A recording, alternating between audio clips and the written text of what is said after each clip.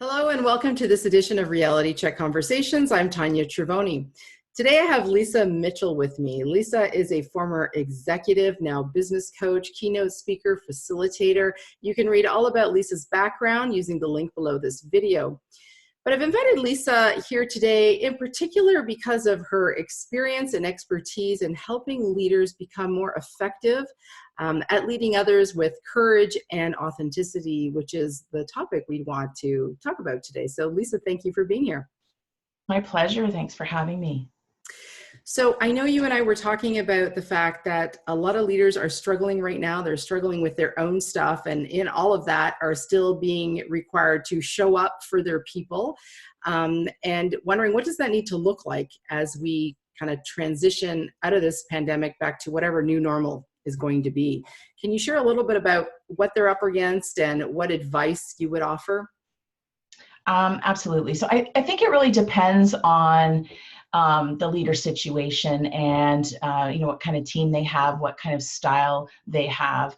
Sure. I'm hearing a real variety of things out there, but there is a general theme, which is there's a much greater need than pre-pandemic, for instance, for connection on the human level. So I've heard of virtual cocktail hours and that kind of thing. And that's all excellent. I think most leaders have really stepped up to recognizing that need, and yet they're still stumbling a little bit and feeling like, one of the questions somebody said to me the other day, I'm in overwhelm. Like I feel anxious, and my team's telling me that they feel that way, at least several members are. How can I even begin to help them? So I think courageousness here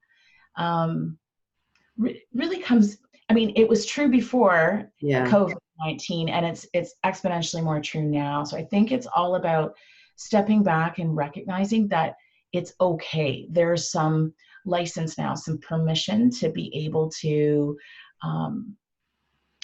to be able to be human. And I'm kind of been calling it the great unmasking. I love that. I love that term. It's so true. Well, I don't think it's, that's my terminology, but I think it's coming from, I'm a real fan of Brene Brown, and she talks about this concept of armored up leadership and the need to remove the armor, to really step into vulnerability when we're working with our teams.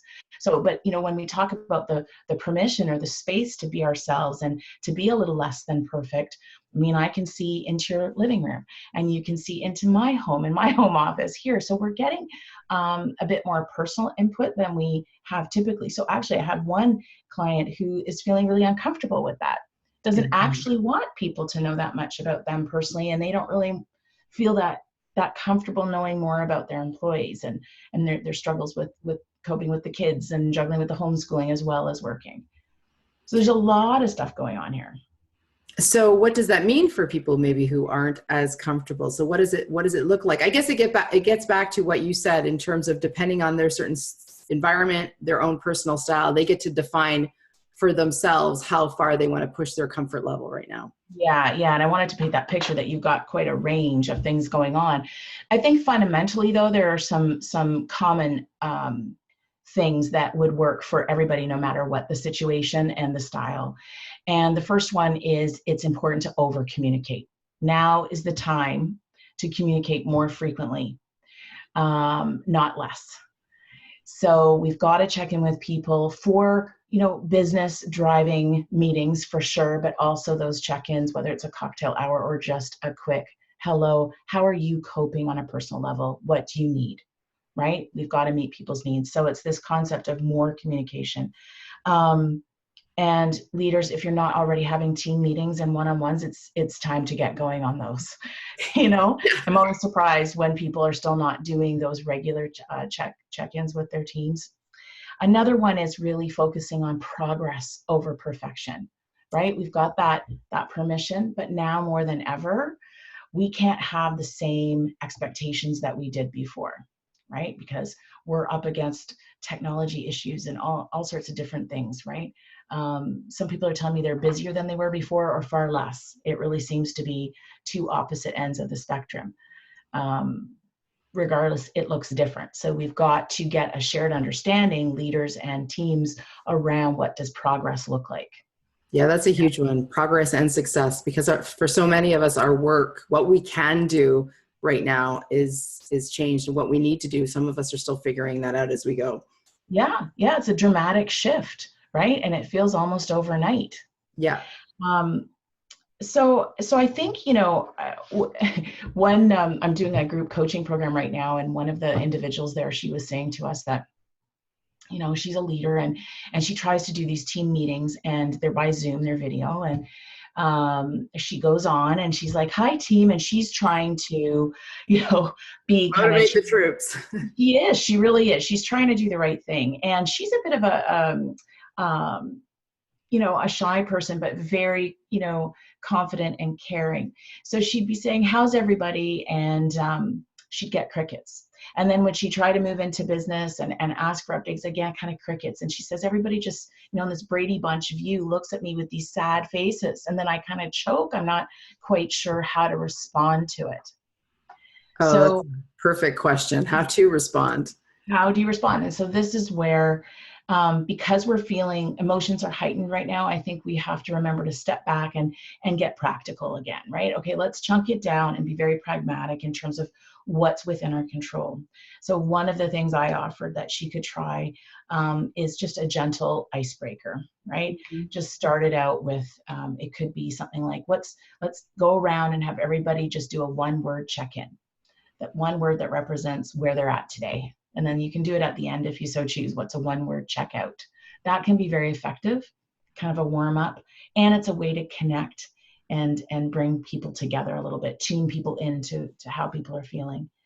I think that's a really good strategy. And part of it too, I think what's compounding it is sort of for those of us who are less familiar with the virtual environment, because what I am noticing is in some ways the virtual environment offers the opportunity for more people to participate through, chat and raising your hand, or, because you can see everyone at once, but at the same time, nobody wants to speak over anyone. And the rules of engagement have shifted. So when you ask an open-ended question like that, that can also be challenging.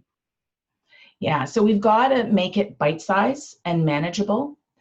And the other thing that I would offer is to, where you can, send something ahead of time. If you want to make sure, instead of crickets, that everyone has a voice and feels that they can and want to share, right? Or that they understand that they need to, you're looking for them to step up and share what's going on, then send them a question ahead of time so they have some time to chew on it, right? Kind of think about it and prepare so they're not caught like a deer in the headlights on Zoom, right? Yeah. Especially with a question like that can require a lot of vulnerability. Some of us who have no issues talking will be all good, and other people are like, are you kidding me? So I would be the type who'd prefer that in advance. Yeah. So, and if the one word check-in piece doesn't resonate, then it might be, share one thing that's gone really well for you this week. Mm. Or it could be, what's one thing that you'd really like help on this week from the group or from me. Yeah. Right? So keeping them, again, really bite-sized and getting people to kind of zoom in. There's that word again, sorry, but zoom in on the essential and share just enough so that we stay connected. That's really good. Thank you for those strategies. I have a question for you, and you can either answer it personally or professionally. And that is, what's something that you've either noticed or something you've witnessed personally that's been a positive coming out of this COVID situation? Well, I don't think I'm alone in this, that I've found gratitude to be overwhelmingly present. Right? At first it wasn't, because I think we were all sort of going, what's going on and what does this mean? And there was some fear, and we're all impacted in many ways. And for me, though, I've had these really intense moments of gratitude come into play at the strangest times. I actually ended up writing a poem about it the other day. I hadn't written a poem in years.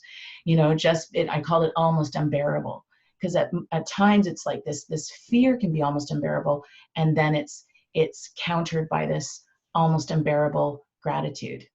Wow, that's beautiful. I'd love to hear that poem if you ever wanted to share it. But thank you for sharing that vulnerably with us and for those strategies. I think there's some great takeaways there. Thank you, Tanya. And that wraps up this edition of Reality Check Conversations. If you got something of value, please take a moment to share this video with friends and family and to subscribe to our channel so that you don't miss a future edition. Thank you for watching and enjoy the rest of your day.